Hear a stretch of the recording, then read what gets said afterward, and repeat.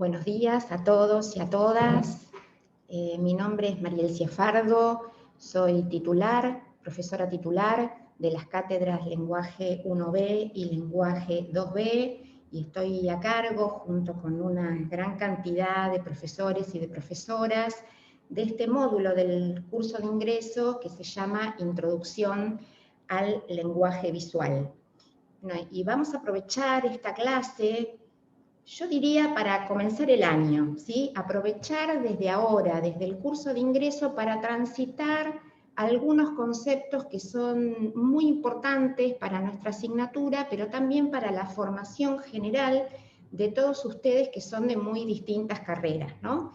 Cursando esta asignatura están los alumnos y las alumnas de artes plásticas, de todas sus orientaciones, de diseño en comunicación visual, de historia del arte y de diseño multimedial. Así que, bueno, vamos a aprovechar esta clase, voy a tratar de ser breve, no es mi especialidad ser breve, pero les aseguro que voy a intentarlo. Y para eso vamos a comenzar viendo una película que es muy, muy breve, se llama La salida de la fábrica, es de los hermanos Lumière del año 1895, es una de las primeras películas de la historia del cine, dura unos 40 segundos aproximadamente, y la vamos a ver porque es muy particular. Esta película se filmó varias veces, ¿no? Y la pregunta es ¿por qué? ¿Por qué será que se filmó varias veces? Entonces los voy a invitar ahora, que voy a compartir pantalla, a ver tres versiones, ¿sí? La última versión es la que finalmente conoció el público, es la que se exhibió públicamente. Así que los invito y las invito a que miren con atención y traten de advertir cuál es la diferencia principal. Van a ver que hay varias diferencias, son tomas diferentes, pero hay una diferencia que es la que justifica que se haya filmado tantas veces. Bueno, voy a compartir pantalla, tengan un poco de paciencia, y aquí la vamos a empezar a ver.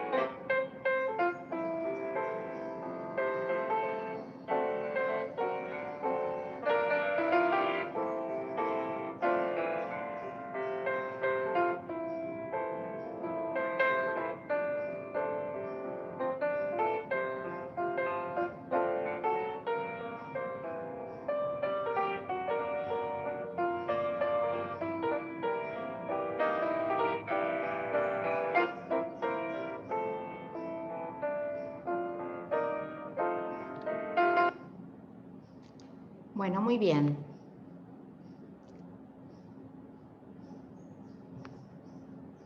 Ahora voy a compartir pantalla con un PowerPoint y vamos a empezar a analizar esto que acabamos de ver. A ver, voy a poner la presentación.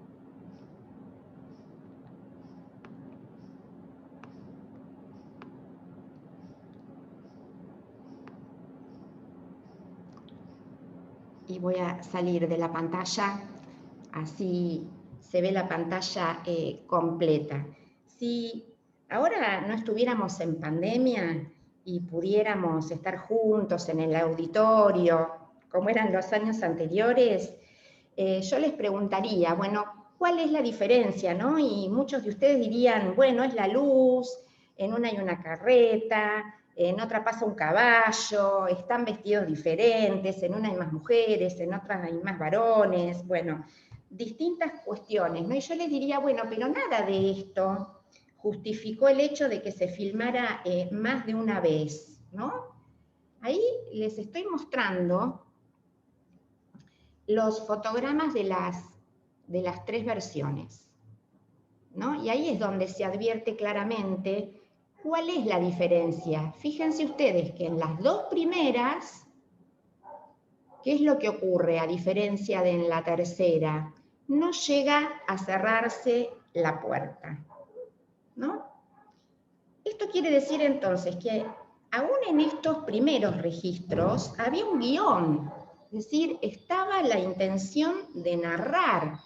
En este caso, una narración muy básica, muy primaria, ¿no? Hay una puerta que se abre, trabajadores y trabajadoras que salen de la fábrica, y una puerta que se cierra. Ahora, el problema es que no había montaje todavía.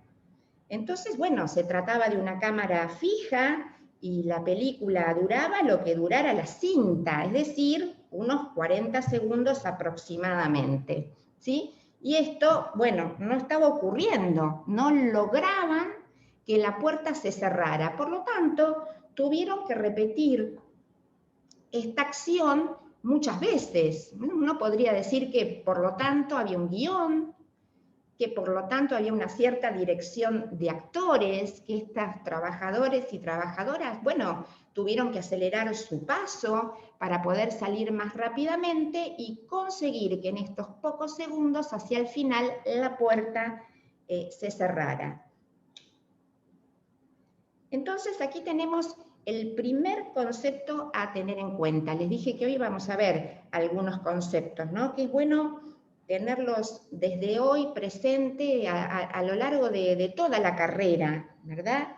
Este primer concepto es que la imagen no es una réplica del mundo. Esta es una idea que circula, que está en el imaginario, pero bueno, que no es así. La imagen no es una réplica del mundo, la imagen no reproduce la realidad tal cual es, la imagen no representa el mundo, sino que la imagen es una producción, y es una producción de mundos ilusorios, ficcionales.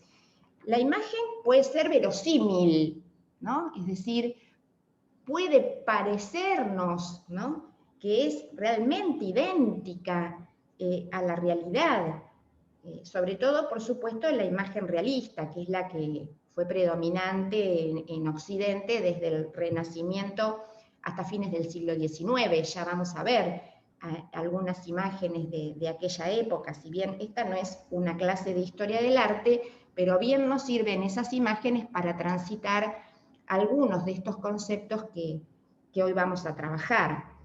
Es decir, esto, ¿no?, que le ocurrió al cine, de ser entendida como la réplica fiel de la realidad, antes se le atribuyó a la pintura, ¿no? Frente a la pintura realista, esta que aparece luego del siglo XV en el Renacimiento, bueno, a las imágenes se las veía como la fiel reproducción de la realidad. Luego esto se le trasladó a la fotografía. Es decir, cuando nace la fotografía, la gente ve estas capturas, bueno, era tal la impresión de realidad que se empezó a construir esta idea de que la imagen es una réplica del mundo. Y por supuesto luego al cine, porque ¿qué le agrega al cine que la pintura y la fotografía no tenían? El movimiento, ¿verdad? Entonces la impresión de verosimilitud era mucho mayor, si bien, por supuesto, no tenía algo que el mundo tiene y que es muy importante, que es el color, ¿no es cierto? El color no aparecía en estas primeras películas. Entonces, bueno, cuando aparece el cine, La gente que dice, bueno, sí, esto sí que reproduce fielmente la realidad, ¿no? Hasta tal punto estaba esa impresión en el público que hay, bueno, una versión que no sé si es cierta o no, pero dicen que cuando se estrena otra película, también de los hermanos Lumière, que se llama La llegada del tren, tal vez algunos de ustedes la han visto, la gente salía corriendo del cine, porque pensaban que el tren los iba a pisar, ¿no? Hasta tal punto era esa impresión de verosimilitud. Esto que estamos hablando es lo que también nos quiso decir René Magritte, ¿no? Con esta obra tan famosa, esto no es una pipa, ¿no? ¿Qué quería decir Magritte con esta obra? Bueno, lo mismo que estamos diciendo respecto de esta película que acabamos de ver, La salida de la fábrica. Vemos una pipa, y allí dice, esto no es una pipa. ¿Cómo? Ve una pipa y dice, esto no es una pipa. Parece una contradicción, pero bueno, no lo es, ¿no? Nuevamente, esta pipa es una imagen de una pipa, un signo que simula ser una pipa, es una representación de una pipa, o como quieran llamarle. Lo que es cierto es que no podemos fumarnos esa pipa no es una pipa real, es una pipa ficcional, ¿no? Entonces, esa será a partir de ahora, y cuando sean profesionales, algo que van a tener que tener en cuenta. Ustedes van a ser productores de imágenes, ¿no? De distintas imágenes. Entonces, ¿cuál es la tarea? ¿Qué es lo que van a aprender a hacer a partir de este momento, a lo largo de toda su carrera y probablemente a lo largo de toda su vida? Bueno, producir nuevas imágenes ficcionales, poblar de nuevas imágenes el mundo, de decir de otro modo, bueno, aquellas cosas que se han dicho tal vez infinidad de veces a lo largo de la historia, ¿no? Pero esas imágenes producidas nunca van a ser registro fiel de la realidad, sino que van a ser construcciones ficcionales. Un autor que se llamó Ernst Gombrich trata este tema, el tema de qué pasa con la semejanza. Y en uno de sus libros, el libro se llama Arte e Ilusión, analiza estas imágenes que estamos viendo, que son grabados, son grabados. Y estos grabados aparecen en un libro que es un relato de viajes en la primera época de la imprenta. Miren bien, los grabados son iguales, ¿sí? Son idénticos, pero debajo de cada grabado decía que una de las ciudades era Damasco, que otra era Ferrara, otra era Nápoles, otra era Padua. ¿Cómo es posible esto, no? Esto es lo que analiza Gombrich. Y yo les pregunto, ¿qué nos pasaría a nosotros que vivimos en el siglo XXI si compramos un libro de viajes, porque bueno, tenemos ganas de viajar, no sabemos a dónde ir, bueno, nos compramos un libro de viajes y nos encontramos con esta situación? Bueno, ahí no habría grabados, ¿no? Serían fotografías. Pero, ¿qué nos pasaría si debajo de la misma fotografía el nombre de la ciudad es diferente? Bueno, nos sentiríamos estafados, ¿no? Iríamos al negocio y le pediríamos al señor, a la señora que nos lo vendió, que nos devuelva el dinero. Nos sentiríamos realmente estafados.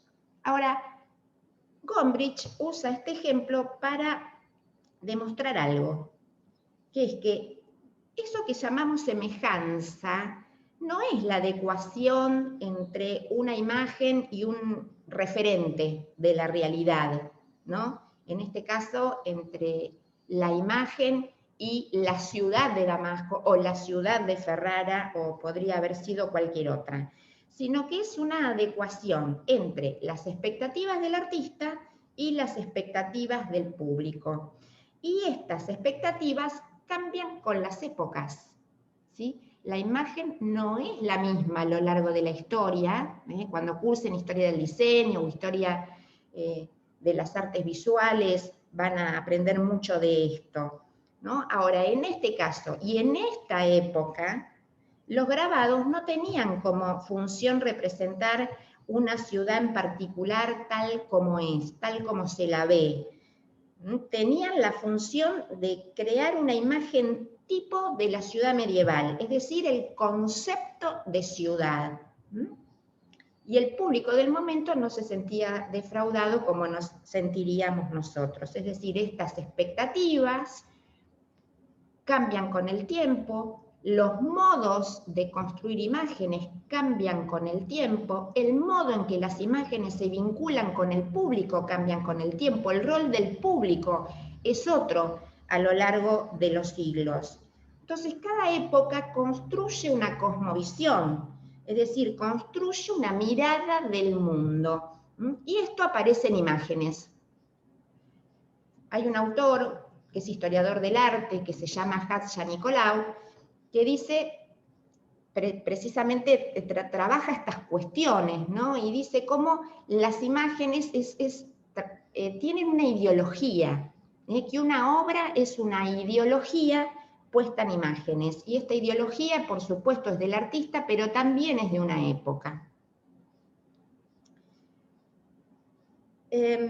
Decíamos entonces que cada época construye una mirada particular del mundo, ¿no? Estamos viendo ahora una obra del siglo XIII, es decir, una obra de la Edad Media, del medioevo. Bueno, sin dudas es figurativa, ¿no? Pero no es realista, no es la imagen a la que estamos acostumbrados y acostumbradas, ¿no? A partir del siglo XV, como dijimos hoy. ¿Cómo es esta imagen? ¿Cómo está construida esta imagen? Bueno, es una imagen simétrica, es una imagen equilibrada. En el centro está la Virgen, ¿no? Vemos que la Virgen es mucho más grande que los ángeles, que los santos. ¿Y por qué es más grande? No es más grande porque está más cerca, que es lo que ocurre, ¿no? con la imagen clásica o la imagen fotográfica o la imagen cinematográfica. Es más grande porque es más importante. A esto se le llamó perspectiva jerárquica. Bueno, además hay muy poca ilusión de profundidad, es más bien una imagen que vemos aplanada. ¿Por qué? Bueno, porque los cuerpos no tienen prácticamente volumen, porque ese fondo dorado se viene hacia adelante perceptualmente, aplana la imagen. Y esto tiene que ver con que en el medioevo las obras son símbolo de lo divino, están al servicio de la iglesia, ¿sí? Y tenían además una función pedagógica para transmitir, ¿no? Y poner en imágenes el contenido de la Biblia. Bueno, piensen ustedes que la población era analfabeta en el medioevo, no sabían leer, no sabían escribir, por lo tanto el contenido de la Biblia se transmitía a través de las imágenes, ¿sí? Miren esta otra imagen. Estamos a principios del siglo XVI, ¿sí? La anterior era del siglo XIII. Profundos cambios en esta construcción espacial, ¿sí? Ya estamos en el Renacimiento, el humanismo. La imagen muestra, o refiere, alude al casamiento entre María y José, ¿sí? Y es otra construcción espacial. Casi podríamos decir, siempre me pareció esto, que en esta obra de Rafael es como un tratado de la perspectiva clásica, ¿no? Es un tratado de la perspectiva albertina, ¿no? Bueno, ¿qué pasa entonces con la relación de tamaños, con las proporciones? ¿Qué pasa con el volumen de los cuerpos? ¿Qué pasa con esa ilusión de profundidad? Hay una gran ilusión de profundidad, ¿no? Un espacio construido sobre la base de los principios fundamentales de la perspectiva albertina. ¿Sí? Hay un único punto de vista, un único punto de fuga que se ve muy claramente en la superficie del piso y de la escalinata, ¿no?, que se dirigen hacia el templete que vemos en el fondo de la imagen. Ahora, los personajes que están en un primer término tienen todos el mismo tamaño, ¿sí?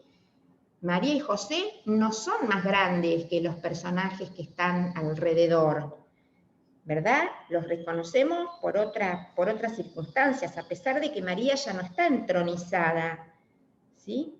Es decir, los personajes que son bíblicos poseen una medida y un tratamiento de tipo humano, ¿no? Todas las creaciones a partir del Renacimiento serán a la medida humana, por eso estamos en tiempos del humanismo, ¿sí? Este sistema de construcción espacial se convirtió en el código de códigos en Occidente, ¿sí?, que es un espacio organizado matemáticamente, ¿no?, que tiene una tendencia a la unidad, una tendencia a la continuidad, da una idea de completud, ¿no?, de concordancia, que es lógica, que es matemática entre todas sus partes. Hay un ritmo matemático de la composición. Bueno, y así podríamos seguir analizando los periodos siguientes, pero vamos a cortar un poco ese camino, ¿sí? Y ahora les voy a mostrar una sucesión de imágenes. Mírenlas con atención, ¿sí? Las voy a ir pasando y luego de ver esta sucesión de imágenes, que son de distintos momentos de la historia o de distintos lugares, y después las vamos no a analizar una por una, sino a sacar algunas conclusiones.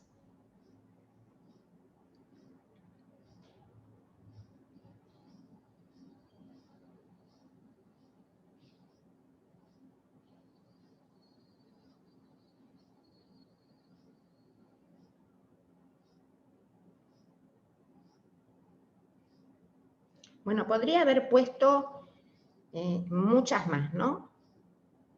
Pero si yo les preguntara, ¿cuál es el tema? Bueno, ustedes me dirían rápidamente, bueno, el tema es la crucifixión. Todas las imágenes son crucifixiones. Entonces yo les pregunto, si tienen el mismo tema, ¿entonces quiere decir que son todas iguales? Bueno, no, obviamente que no, son todas distintas. Entonces acá está el segundo concepto que me interesa que ustedes empiecen a tener en cuenta. El arte habla a través de la forma, ¿sí? No del contenido, sino de la relación que establece la forma y el contenido, ¿sí? Es decir, cuando digo forma en sentido muy amplio, la dimensión espacial, la dimensión temporal, la luz, el color, la línea, la textura o los acromáticos, los tipos de contraste, la escala, es decir, el tamaño que las obras tengan, los materiales, etc. Esto que acabo de enumerar y algunos otros son precisamente los contenidos de esta materia, del lenguaje visual, ¿sí? Son los temas que se van a trabajar en los dos primeros niveles de la asignatura lenguaje visual y que son contenidos que trascienden las disciplinas específicas de ustedes. Es decir, lenguaje visual trabaja los temas que tenemos en común todos los productores de imágenes visuales. Entonces, recuerden esto, hablamos a través de la forma, ¿sí? Y el trabajo que van a desarrollar ustedes a lo largo de su carrera y luego como profesionales será ¿no? El que decíamos al principio, encontrar nuevas formas, producir nuevas formas, poblar de nuevas imágenes el mundo. Bueno, ¿seguimos? En esta voluntad de síntesis que tengo, si estuviéramos presencialmente, seguramente, bueno, esta clase sería un poco más larga, pero vamos a entrar en la última parte de la clase de hoy. Y les pido que presten atención porque esto que vamos a hablar ahora tiene mucha relación con el trabajo de producción que van a tener que hacer ustedes en esta asignatura, en Introducción al Lenguaje Visual del curso de ingreso. Una propiedad de la imagen es que puede establecer juegos intertextuales. ¿Qué quiere decir esto? Que una imagen puede establecer relaciones con imágenes precedentes. Estas relaciones pueden ser conscientes por parte del artista, es decir, puede ser el plano operativo del artista, en cuyo caso se llama cita, es decir, cuando un artista recrea, reinterpreta una obra del pasado, se le llama cita intertextual. Pero también esos vínculos entre una obra y otra, o entre una obra y otras, puede ser inconsciente por parte del artista, o puede ser que sea parte del rol del público, es decir, el público al percibir e interpretar una obra está habilitado a encontrar relaciones con otras obras del pasado, aunque el artista no se lo haya propuesto, ¿sí? Es decir, hay obras que activan una memoria colectiva más allá de las intenciones del artista, ¿sí? Ya cuando entremos en la cursada del lenguaje visual 1, vamos a ver esto, ¿no? con más profundidad, y vamos a hablar de la diferencia que hay entre la intención del artista, la intención de una obra y la intención del público, que no siempre coinciden. Estamos viendo una fotografía muy famosa del Che Guevara muerto, asesinado, en Bolivia. Esta fotografía salió en todos los diarios del mundo, imagínense ustedes la importancia histórica, ¿no? El drama histórico de este hecho.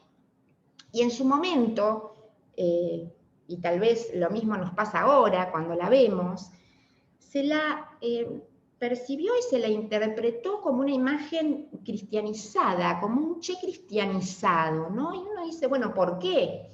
Seguramente Alborta, imagínense al fotógrafo en ese momento de la historia, a mí me parece bastante improbable que haya sacado esta foto pensando en obras precedentes, pero esto está, es decir, estamos habilitados como espectadores a encontrar esos vínculos, ¿no? Por ejemplo, con el Cristo Muerto de Mantegna, que es, bueno, una obra muy famosa y que está en la memoria colectiva, es decir, estas asociaciones que hacemos como público las podemos hacer por el banco de imágenes, ¿sí?, que se ha creado a lo largo de la cultura, y que lo sepamos o no, están en nosotros, ¿no? O con esta obra, la famosa Lección de Anatomía de Rembrandt. Podríamos decir que en estos casos, estos vínculos los estamos haciendo como espectadores. Pero acá, ¿qué pasó? Fíjense el título de esta obra, La Lección de Anatomía con el Che. Digamos, acá el artista claramente está haciendo una cita, es decir, es consciente de esta cita, que es doble o triple, podríamos decir, ¿no? Al mismo tiempo que cita la fotografía de Alborta, cita la lección de anatomía, ¿verdad?, de Rembrandt. Es decir, hay una doble cita, una reinterpretación de dos de las obras que mostré antes. Una nueva cita, ¿no?, de la fotografía de Alborta. En este caso, el artista lo que construye es un grupo de esculturas, es un grupo escultórico en tamaño real, es decir, pasa de la bidimensión a la tridimensión en esta cita. Bueno, y esta fotografía de Marcos López, que se llama Autopsia, pero que también claramente refiere a la lección de anatomía de una manera muy consciente, ¿verdad? acá hay otra obra emblemática de la historia del arte que es La Piedad, ¿no? La Piedad de Miguel Ángel. ¿Qué es la piedad? ¿Qué quiere decir? Bueno, la piedad habla de la muerte del hijo, ¿verdad? Y es tan fuerte, tan potente, que, bueno, también es una propiedad de algunas obras importantes de la historia del arte, que es que se convierten en conceptos, ¿no? Y se instalan en la memoria y trascienden el hecho puntual, que en este caso es bíblico, ¿no? La muerte de Jesús, la muerte de Cristo, trascienden ese hecho puntual, trascienden su contexto, ¿m? Y se convierten en concepto. ¿Cuál es el concepto? La muerte del hijo, y fíjense ahora cómo la llevamos casi a la actualidad, una obra del 2006, ¿no? Como es la muerte del hijo en otras circunstancias, en circunstancias bélicas, ¿no? Bueno, elegí algunas para que vean cómo en distintas épocas y distintos contextos, la obra es citada porque es ya un concepto. Acá hay otra cita clara de la piedad. Bueno, aquí tenemos a la Gioconda de Leonardo da Vinci, tal vez la obra más citada, ¿no? A tal punto que hasta en las latas de dulce de batata teníamos a la Gioconda, fue muy reinterpretada por distintos artistas, puse aquí nada más que tres de las citas, o Las Meninas de Velázquez, que dio para muchas citas y para mucha literatura, mucho análisis, mucho texto escrito para analizar esta complejísima obra de Diego Velázquez.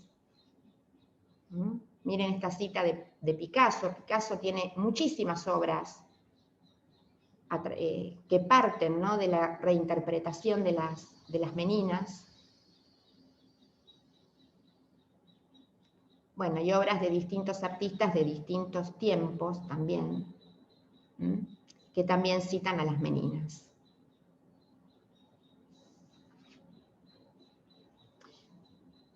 Bueno, y ahora vamos a la consigna.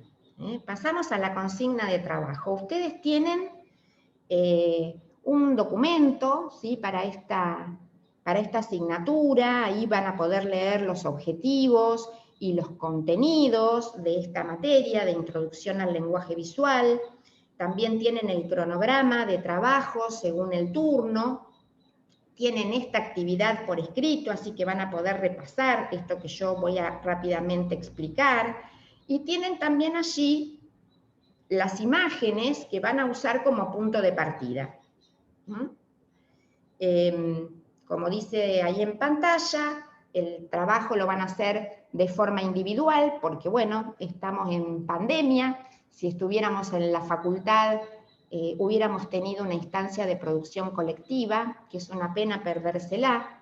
Y este trabajo de producción lo van a hacer a partir de una imagen otorgada por él o por la docente que tengan en su comisión, ¿sí? Una de estas 6 imágenes le van a ser asignadas. Les muestro primero las 6 imágenes.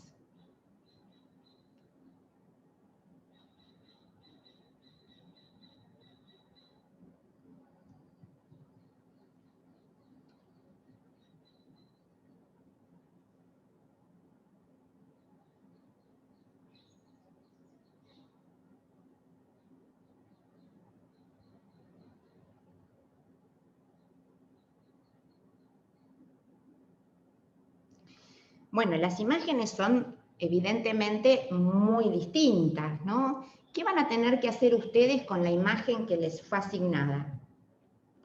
Tienen que analizar, dice, el funcionamiento compositivo, reconociendo los rasgos esenciales. Es decir, con sus palabras, con las que tengan, nadie les va a pedir que ustedes manejen ahora un vocabulario técnico. El vocabulario técnico lo vamos a aprender después a lo largo del primer año y del segundo año de lenguaje visual, ¿sí? Por ahora con sus palabras.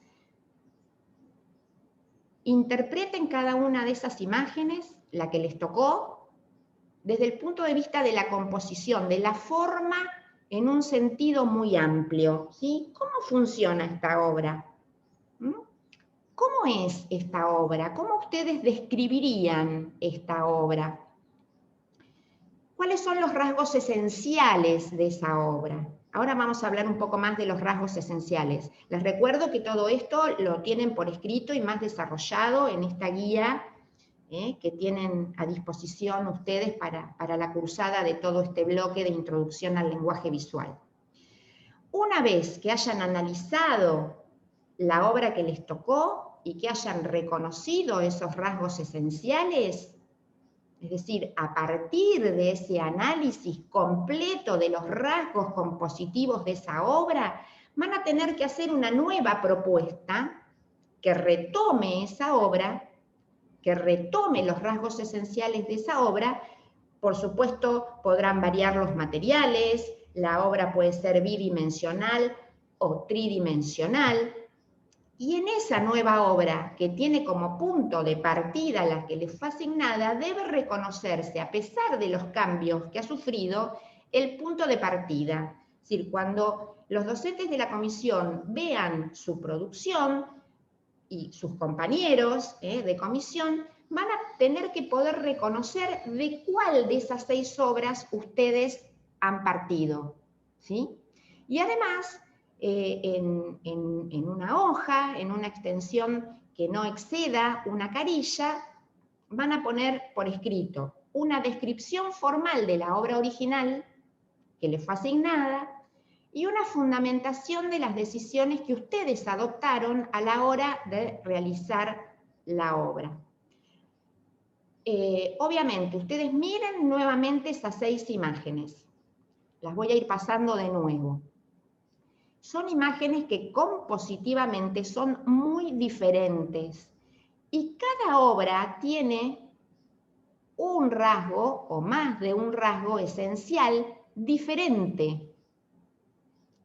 Cada una de estas obras funciona de manera diferente porque su composición es diferente. La forma de cada una de estas obras es diferente. ¿Sí?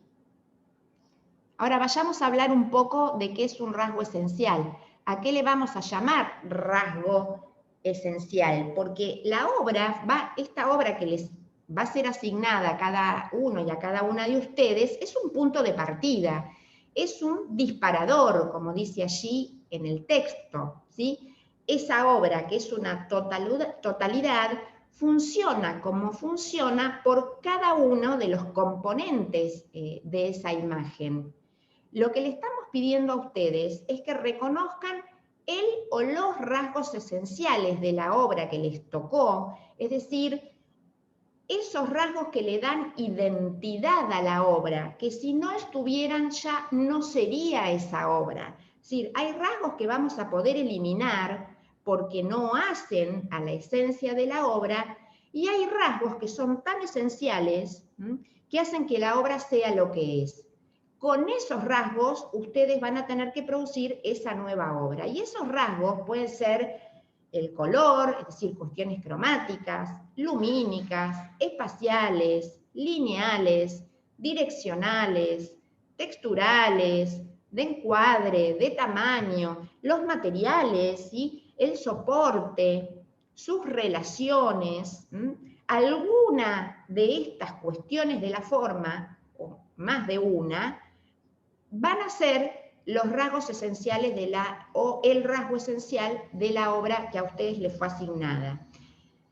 Algo muy importante, no se trata de ninguna manera de reproducir la obra, de hacerla lo más parecida posible, no es una copia de la obra, es una nueva interpretación, es una reinterpretación de la obra que oficie como punto de partida. Ustedes van a tener que hacer, a partir del reconocimiento de esos rasgos esenciales, una nueva obra. Es nueva, es distinta, pero que por compartir esos rasgos esenciales se emparenta. Es decir, nos va a permitir a los demás reconocer cuál fue ese punto de partida. Algunas cosas muy importantes y que también vamos a trabajar durante los 2 primeros años de la cursada anual de lenguaje visual, de lenguaje visual 1 y lenguaje visual 2.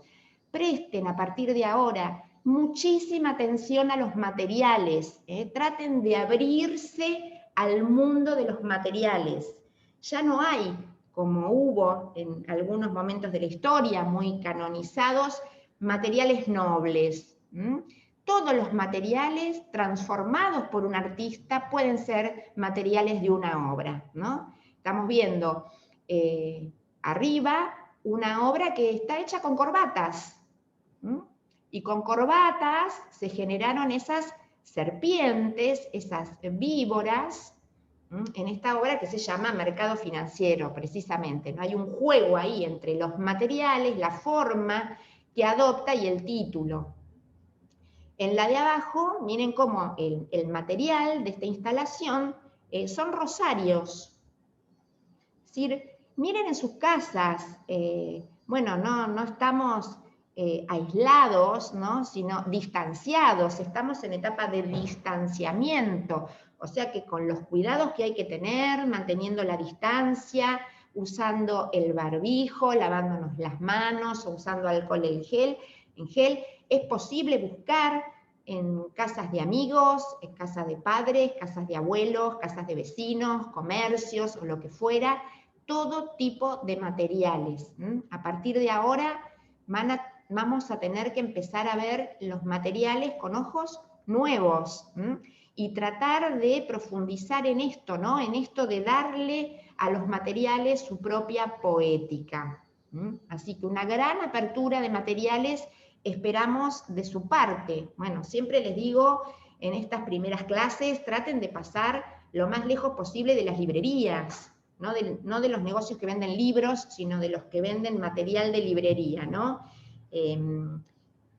Al pasar a veces por el sistema educativo, hay una propensión a usar la plasticola, la plastilina, la brillantina, el papel glacé, el telgopor. Bueno, traten de no usar nada de eso, no compren nada.